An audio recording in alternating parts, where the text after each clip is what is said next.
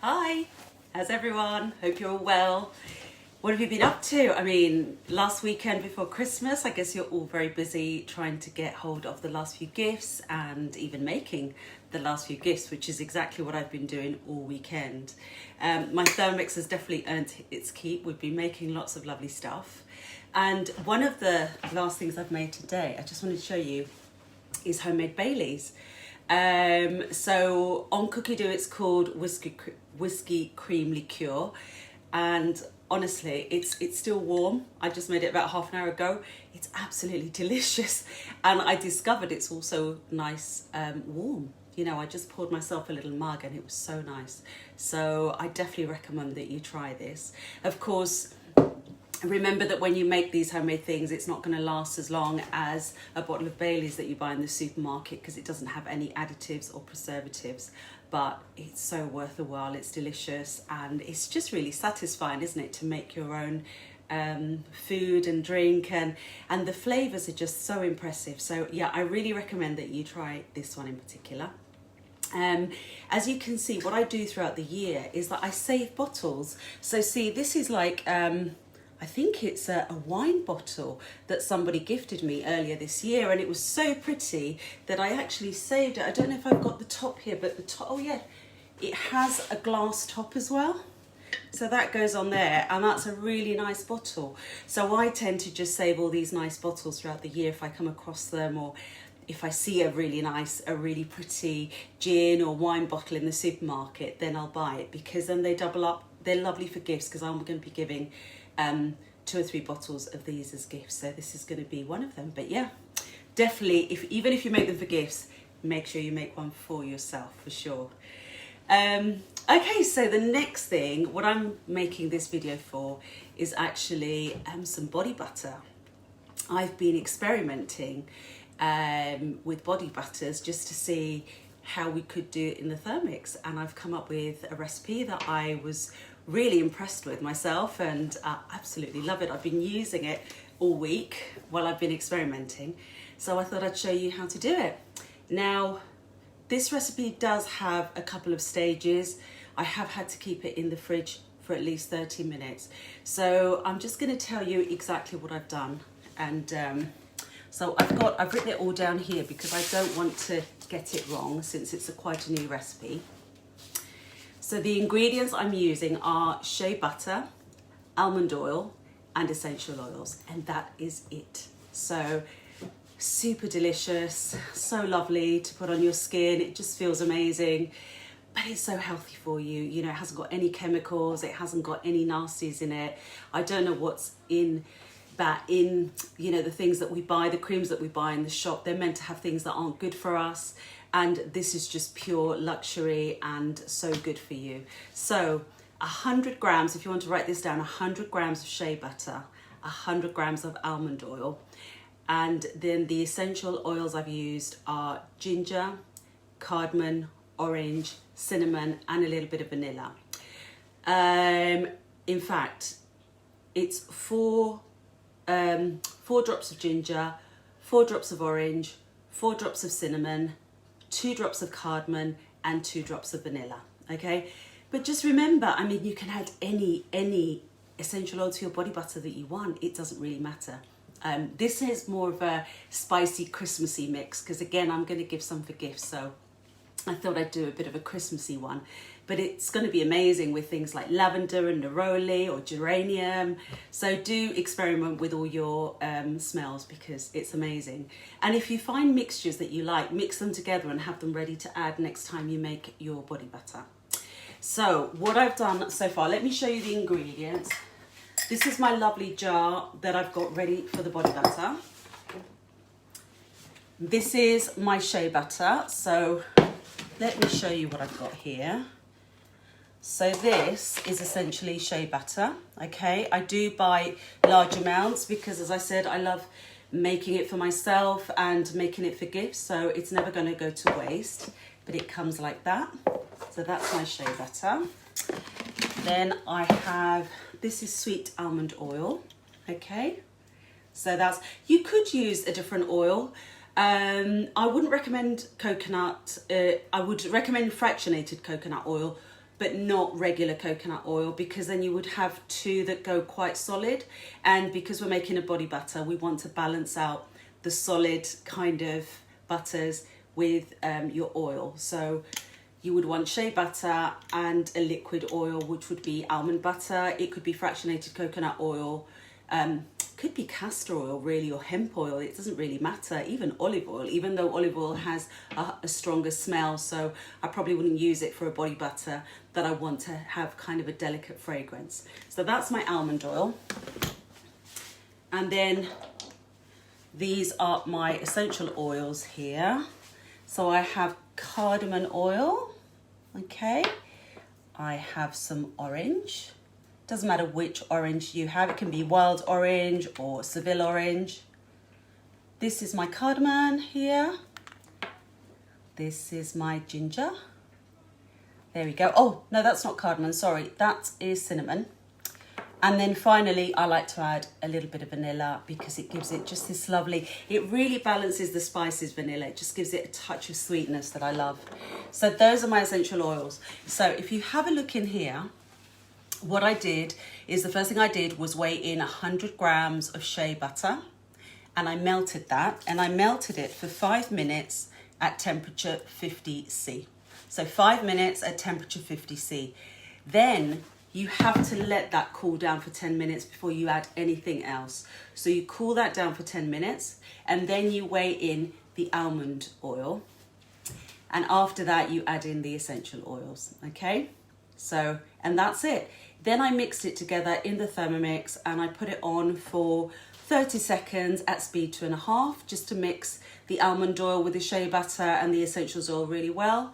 And that's it. And after that, I popped it in the fridge for 30 minutes. So just put it in the fridge for 30 minutes. It's not rock solid. As you can see, it's just formed kind of a little layer on top there. So if you press, it's still soft, okay? But it was kind of translucent when it was kind of warmer, and now that it's cooled down, it's gone kind of this murkier colour there. All right, so now we're going to take our butterfly whisk and pop that in here. Okay, so just make sure, I've got a little bit of oil on there, so I just want to make sure that it's properly on. Okay. And the next thing we're going to do is we're going to whip it up, because we want to make body butter. So we want it to be nice and kind of almost like cream, like making fresh cream, whipping up fresh cream. So we're going to pop it on for about a minute. Now, obviously it could take a little bit longer, it could take a little bit less. I'm going to put it on for a minute at speed 3, and then I'll have a look. And if I feel that it needs a little bit more, I'll just put it on a little bit more. So 1 minute. Speed 3. There we go. It's going round. It was struggling a little bit at the beginning, but it's going round. If you leave it too long in the fridge, then it's going to go really hard, and then it's going to be, it's not going to be possible maybe for the butterfly whisk to do this. So you really don't want to leave it in the fridge longer than 30 minutes. It's just about the right amount. I would say 20 to 30 minutes for it to be ready for the butterfly whisk to go on and to get that lovely creamy body buttery. Now it was, when it cooled down in the fridge, it went kind of a yellowy colour, a little bit like a Vaseline colour really, and it has kind of a Vaseline texture, but you're going to see how lovely it looks now once you whisk it up with your butterfly whisk. I was really impressed. So I've got my little jar here ready to go, and the other thing I have ready is a piping bag, because to put it in the jar and make it look really nice, I think using a piping bag really works rather than just spinning it out and popping it in, and you're going to see why in a second. So I'll put that over here to one side. Let's have a look.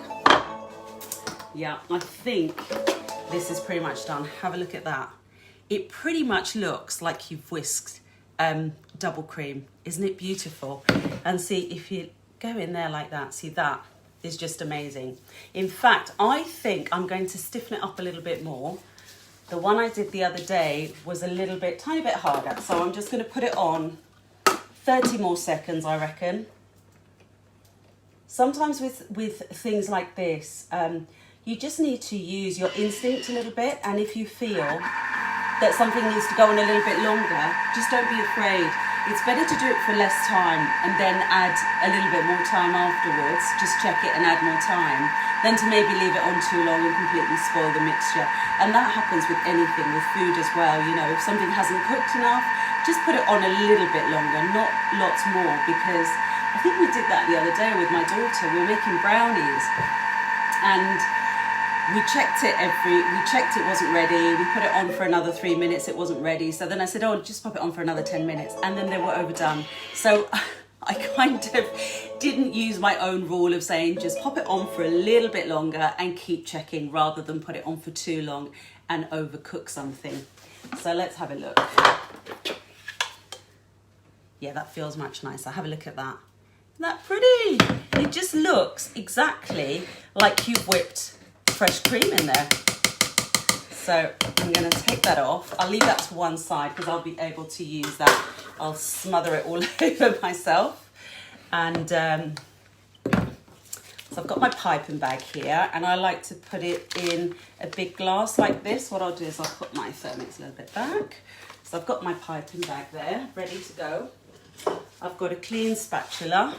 Just make sure everything's very clean, especially when you're making beauty products, because you don't want them to get, you know, any germs from food particles. So make sure everything's very, very clean.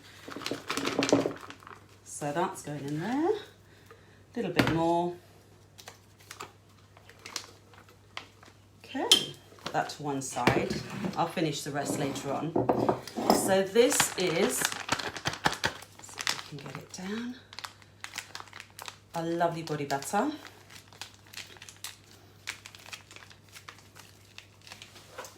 Here are my scissors. So I'm going to cut the bottom off quite thick. We don't need to just be thin because we're not piping, we're not writing or anything like that. And let me use, I'm going to give it some height so you can see. Ooh! There we go. Is that better? And then we're just going to pipe in the body butter into our jar. It's less messy and it just looks so much prettier when you pipe the body butter into your jar. There we go. I have about a quarter more left in my bowl, so this gives you, I think this is a very good amount for this size of jar. There we go. Let's have a look at that. So this is a beautiful whipped body butter in our Thermomix. Really quick and easy to use. I mean, it does take less than an hour to make, and it's all because it needs, you know, sitting in the fridge for about 30 minutes. It smells amazing. It feels beautiful on the skin. I can't stop smothering it on my skin all week since I've been practicing and making these lovely body butters, and I hope you enjoy. Now, there is one thing I'd like to say before I go, and it's that once you finish, now everything we're doing in our Thermomix, you know, because it is sold to us to make food products, and obviously this is something we're going to use on our body. However, everything we put in our Thermomix is natural, okay? We're not putting any chemicals in there. Even the essential oils are natural. But please do wash your bowl really thoroughly afterwards. Now, I do recommend that you boil water in there with a little bit of baking soda and a little bit of fairy. Just boil water for 5 minutes at 100°C, and that's going to sterilize because it's greasy. It's going to melt all the grease and it's going to clean your bowl really well. If you have a TM6, use the maximum setting on your pre-clean, which again is 105 degrees, which is going to clean your bowl really thoroughly. It's going to boil the water in there. It's going to melt any grease and it's going to leave it super clean. Okay, so just make sure that you do clean your bowl really well when you make body products. I hope you've enjoyed this video, and I am going to carry on experimenting with things like moisturizer and other things, so I will make a video as soon as I feel confident enough to post it on here. But if you have any questions, please let me know, and if you have any other ideas as well, please let me know, because I'm always looking for new things and new ideas and new products to make in our Thermomix. But yeah, have a lovely evening, enjoy the rest of your Sunday evening, and I'll see you soon. Take care then, bye.